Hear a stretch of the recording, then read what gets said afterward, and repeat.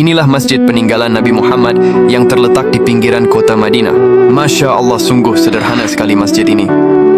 Masjid ini dibangun hanya dengan batang kurma dan beratap pelepah daun kurma. Disinilah tempat Nabi Muhammad melaksanakan solat ketika singgah dalam perjalanan hijrah dari Makkah ke Madinah.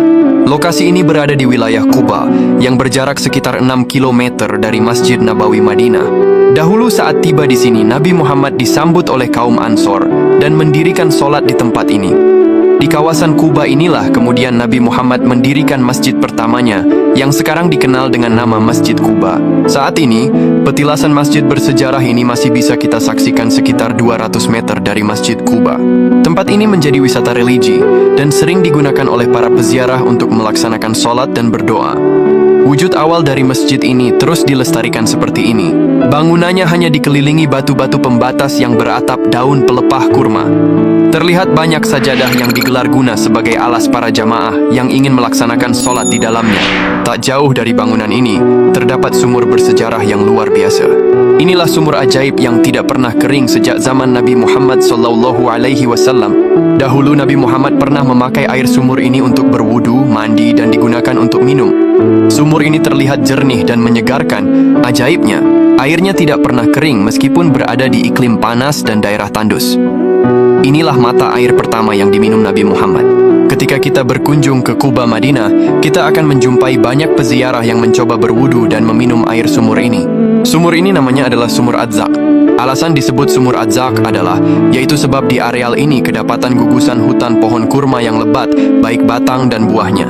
Hutan kurma ini mendapatkan pengairan dari sumur yang memancarkan mata air yang tak pernah kering di segala musim. Oleh sebab itu, masyarakat Madinah menyebut sumur ini dengan nama Sumur Adzaq. Tak jauh dari sumur ini terdapat sebuah sumur bersejarah yang tak kalah mengagumkan. Inilah sumur bersejarah yang menyimpan cincin mulia Nabi Muhammad SAW.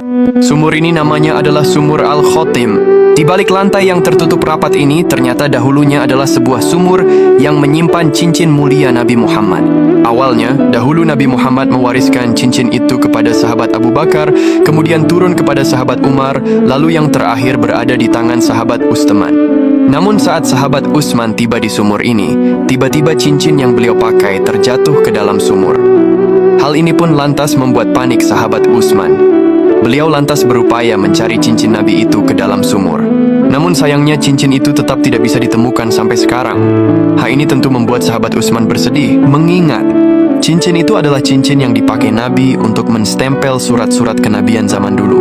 Saat ini, sumur ini telah ditutup dan telah dialih fungsikan sebagai lantai halaman Masjid Quba.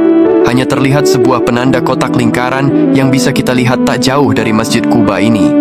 Ya Allah, semoga kita semua bisa berkunjung dan berziarah ke tempat mulia ini, amin.